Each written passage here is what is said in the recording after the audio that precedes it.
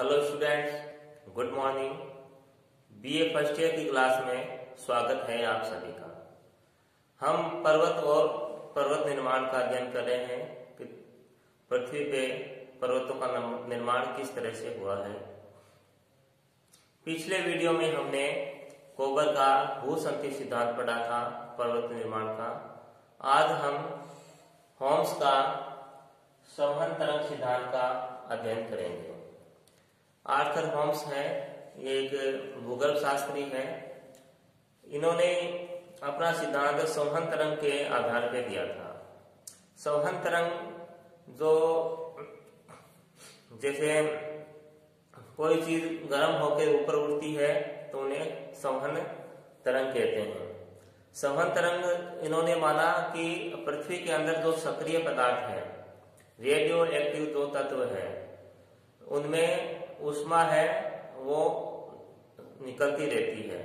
तो पृथ्वी के जो भूगर्भ में है जो ऊष्मा है वो तो जब संचित हो जाती है, एकत्रित हो जाती है, तो वो बाहर आने का प्रयास करती है पृथ्वी के भूगर्भ से। तो इस तरह से इन्होंने अपना सिद्धांत दिया है आर्थर होम्स ने रेडियो एक्टिव तत्वों के आधार पर। तो उनमें फिर संवहन तरंग उत्पन्न होती है और कोई वस्तु जब गर्म होती है तो वो ऊपर उड़ती है। इस तरीके से जो संवहन तरंग है वो ऊपर उड़ती है। तो देखो आर्थर होम्स है, इन्होंने अपना सिद्धांत दिया है, ये संवहन तरंग सिद्धांत दिया है। और सिद्धांत इन्होंने अपना 1928 और 29 के मध्य दिया था। देखो इन्होंने पृथ्वी की जो आंतरिक संरचना है उसको दो मंडलों में विभक्त किया था। तो ऊपरी मंडल को इन्होंने क्रस्ट और निचले मंडल को अर्ध स्तर में या सब स्टेटस में इन्होंने बांटा था। तो आर्थर होम है, इन्होंने पृथ्वी को दो वर्गों में बांट दिया। पहला तो इसने उन्होंने बांट दिया क्रस्ट में, और दूसरा है अर्ध स्तर में। अर्ध स्तर या ये सब स्टेटस में इन्होंने बांट दिया। इन्होंने कहा जो क्रस्ट है वो सियाल से बनी है। जो क्रस्ट है इसका जो निर्माण है, जो ऊपरी मंडल है, ऊपरी मंडल को इन्होंने क्रस्ट कहा और निचले मंडल को अर्ध स्तर कहा। और क्रस्ट की जो रचना है वो सियाल से हुई है, और जो अर्ध स्तर है इसकी जो रचना है वो सीमा से हुई है, सियाल और सीमा से हुई है। लेकिन जो महासागरीय भाग है,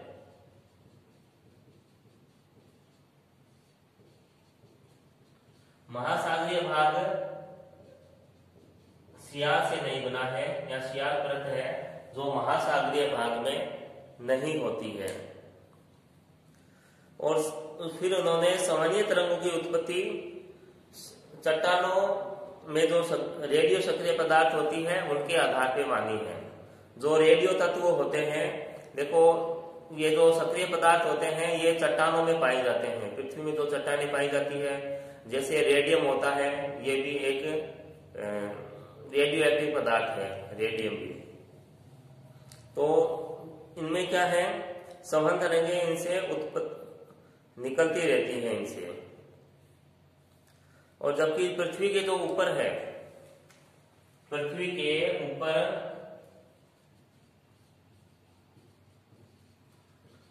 रेडियो सक्रिय पदार्थ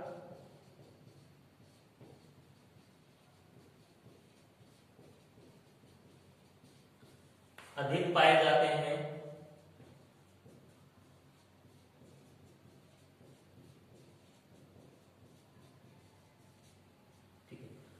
पृथ्वी के ऊपर रेडियो सक्रिय पदार्थ है वो अधिक पाए जाते हैं, मगर उनमें ऊष्मा का जो संचय नहीं होता, ऊष्मा इकट्ठी नहीं होती, क्योंकि उनका ऊष्मा का जो विकिरण है वो हो जाता है, अंतरिक्ष में पहुंच जाती है ऊष्मा। लेकिन जो भूगर्भ के अंदर है, जो सक्रिय पदार्थ है, उनकी मात्रा तो कम है, लेकिन जो इनकी ऊष्मा है उनको निकलने के लिए जगह नहीं होती है। तो उसमें जो ऊष्मा है, ऊष्मा का संचय होता है, ऊष्मा का संचय होने से और के कारण जो तापमान है वो अधिक हो जाता है और उसके परिणाम स्वरूप पृथ्वी के गर्भ में संवहन तरंगें उत्पन्न हो जाती है।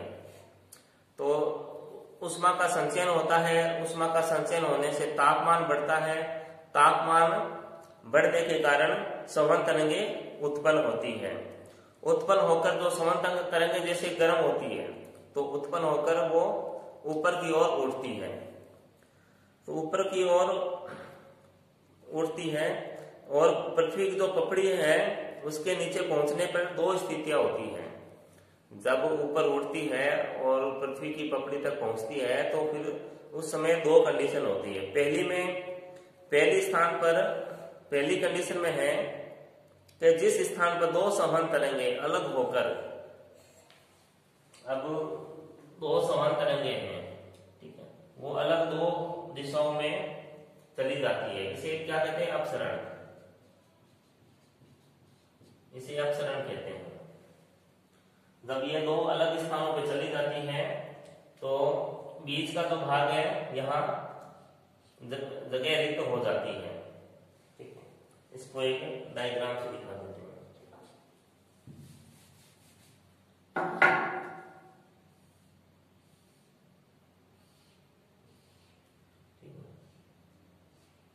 ये अपसरण हो गया इसमें। ठीक है, अपसरण जब होता है रेडियो तरंगों में तो इसमें क्या होता है, तो स्थल का भाग है वो दो भागों में बढ़ जाता है, यानी यह गैप हो गया, इसमें अपसरण हो गया, इसमें गैप हो गया। क्यों हो गया? क्योंकि देखो जो संवहन तरंग है दो विपरीत दिशाओं में वो गति कर रही थी, दो विपरीत दिशाओं में वो जा रही थी। दो फिर विपरीत दिशाओं में जाने के कारण जो धरातल है, पृथ्वी का जो धरातल है वो भी दो भागों में बंट जाता है, विपरीत दिशा में प्रवाहित होती है और यहाँ वहां पे फैलाव होता है। फैलाव होने से क्या? तनाव बल उत्पन्न होता है, टेंशन फोर्स क्रिएट होता है वहां पर, और जिस कारण जो स्थल भाग है वो दो खंडों में विभक्त हो जाता है। जिस तरह से ये हो गया है, स्थल भाग दो खंडों में विभक्त हो जाता है। दो खंडों में विभक्त होकर फिर विपरीत दिशाओं में ये हट जाते हैं और बीच वाले खुले भाग में सागर का निर्माण हो जाता है। अब ये जो बीच का भाग है यहां सागर का निर्माण हो जाता है, सागर निर्माण। ये बीच वाले भाग में क्या हुआ? सागर का निर्माण हो गया। तो जो होम्स है इन्होंने बताया कि जो रेडियो सक्रिय पदार्थ है ये पृथ्वी के नीचे पपड़ी पर जब पहुंचते हैं तो दो स्थितियां होती है। पहली स्थिति में तो जो संवहन तरंगे हैं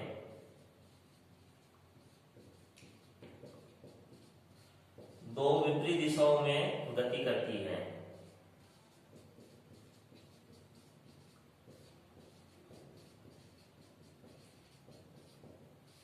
दो विपरीत दिशाओं में वो गति करती है, जिसके कारण जो स्थलखंड है, ठीक है, तो इससे क्या फिर तनाव बल क्रिएट होता है। तनाव बल के कारण जो स्थलखंड है ये भी दो अलग दिशाओं में प्रवाहित हो जाता है। जो प्रवाहित होने से ये बीच में जो गैप होता है यहाँ पर सागर का निर्माण होता है, यानी जलीय भाग का निर्माण हो जाता है। इस तरह से महाद्वीपों में प्रवाह होता है। इस कारण से देखो महाद्वीपों में प्रवाह होता है। प्रवाह हो गया जलीय भाग होने से, देखो स्थलीय भाग इधर एक तो इस तरफ खिसक गया, एक और दूसरा उस तरफ खिसक गया, तो महाद्वीपों में क्या है? प्रवाह हो गया है। ठीक है, और ये कहा भी है, तो प्लेट टेक्टोनिक थ्योरी पढ़ी है उसमें भी यही है, जो प्लेटें हैं वो गति करती हैं। तो ये तो पहला कारण था अपसरण का। अब जो सेकंड कारक है आर्थर होम्स है जो बता रहे हैं वो है अभिसरण का, यानी दो प्लेटें या फिर जो संवहन तरंगे हैं वो आपस में मिलेंगी। ठीक है, उनमें क्या है, अभिसरण होगा। इसमें तो अपसरण हो गया है, अब अभिसरण होगा। देखो, जिन स्थानों पर दो केंद्रों से ऊपर उठने वाली संवहनीय तरंगे पृथ्वी की पपड़ी के नीचे पहुंचकर वो मुड़ जाती है और क्षैतिज गति करती है, हॉरिजॉन्टल मूवमेंट होता है उनमें, और एक दूसरे से मिलती है, तो अभिसरण के कारण, दबाव की शक्ति के कारण, अभिसरण के कारण दबाव की शक्ति उत्पन्न होती है और परिणाम स्वरूप धरातल में अवतरण होने से भूसंधि का निर्माण होता है। अब जैसे ये दो स्थलखंड है, ठीक है, ये इस तरह प्रवाहित हुआ, ठीक है, और उधर से भी कोई स्थलखंड है, वो इस तरह से प्रवाहित हुआ। अब ये क्या है, संवहनीय धारा है, और ये भी यही है, इनमें अभिसरण हो रहा है, ठीक है, अभिसरण हुआ, तो अभिसरण हुआ तो फिर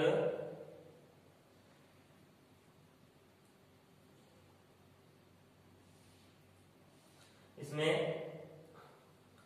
दबाव के कारण भूसंधि का निर्माण हुआ। यहाँ क्या गैप हो जाता है, ठीक है, यहाँ भूसंधि का निर्माण होता है, भूसंधि या जियोसिक्लाइन का यहाँ निर्माण हो जाता है। तो अपसरण के कारण जो देखो महाद्वीपों का प्रवाह होता है और सागरीय भाग खुल जाता है, और अभिसरण के कारण क्या होता है, भूसंधि का निर्माण होता है। और इस तरह सामान्य तरंगों को दो वर्गों में रखा जा सकता है।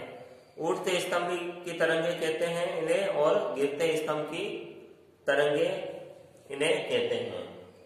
तो होम्स का समान तरंग सिद्धांत है ये। फिर देखो, इसमें जो महाद्वीप और जो महासागर है, उसमें जो संवहन तरंगे हैं उनकी उत्पत्ति होती रहती है, चाहे महाद्वीप हो चाहे महासागर हो, उनके बीच जो संवहन तरंगे हैं उनकी उत्पत्ति होती रहती है। लेकिन जो महाद्वीपीय भाग है वहां पे संवहन तरंगों की उत्पत्ति अधिक होती है और उनकी जो गति है संवहन तरंगों की वो भी अधिक होती है। तो इसका कारण यह है क्योंकि जो महाद्वीपीय भाग है वहां जो चट्टानें हैं, चट्टानों में जो रेडियो सक्रिय पदार्थ है वो उनकी अधिक मात्रा होती है। उसकी वजह से महाद्वीपों पे जो संवहन तरंगे होती है इनकी गति अधिक होती है, और इनकी जो गति को देखो, आरोही तरंग और अवरोही तरंग। आरोही तरंग असेंडिंग करंट और अवरोही तरंग है डिसेंडिंग करंट। इन दो भागों में इनको बांटा गया है। और संवहन तरंगों की उत्पत्ति कई केंद्रों से होती है। इनके जो संवहन तरंगों के जो केंद्र है वो भी बदलते रहते हैं। और महाद्वीप और महासागरों के नीचे से उठने वाले आरोही संवहन तरंगे जब जलमग्न तट के नीचे मिलकर नीचे मुड़ती है तो संपीड़न के कारण इसके भाग का अवतलन हो जाता है।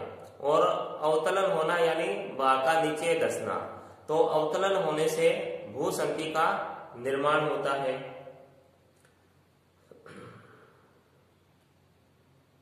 फिर है इसमें जैसे अवतलन तरंग अवरोही तरंगे हैं। जो अवरोही तरंगे हैं ये महाद्वीपों और सागरीय तली के नीचे के कुछ भागों में पाई जाती है, और वहां उच्च तापमान के कारण पिघलाकर उन्हें भूसंधि में जमा करने लगती है।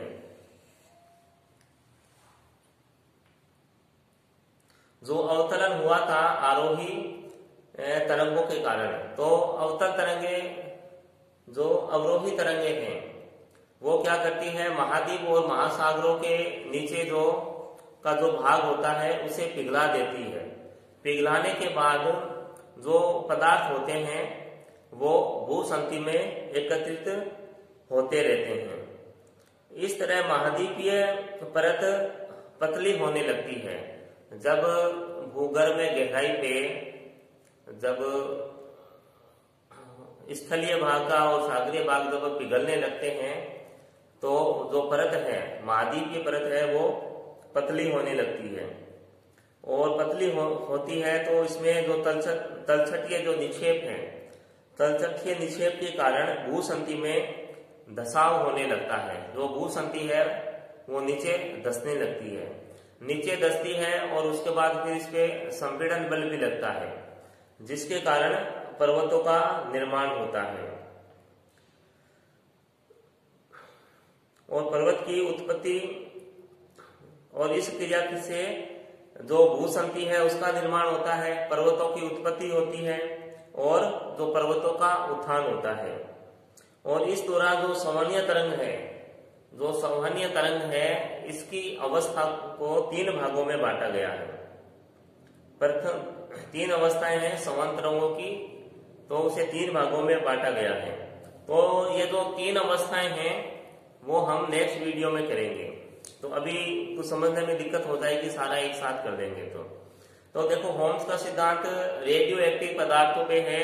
जो रेडियो एक्टिव पदार्थ है जो भूगर्भ में पाए जाते हैं, उनसे ऊष्मा निकलती है और भूगर्भ में होने के कारण जो ऊष्मा है वो बाहर नहीं आ पाती, तो ऊष्मा का संचय होता है। ऊष्मा का संचय होने के कारण उनमें फैलाव होता है। फैलाव होने से फिर वो ऊपर की ओर उठती है। ऊपर की ओर जब उठती है तो उनमें अपसरण और अभिसरण 2 तरह की उनमें गतियां होती है। अपसरण में जलीय भाग खुल जाता है और महाद्वीपीय भाग प्रवाह करते हैं। अभिसरण में अवतलन हो जाता है और भूसंधि का निर्माण होता है। तो आपको समझ में आया होगा। अगर नहीं आ रहा है तो आप अपने क्वेश्चन कर सकते हो। आज के लिए इतना ही। तब तक घर पे रहें, स्वस्थ रहें। धन्यवाद।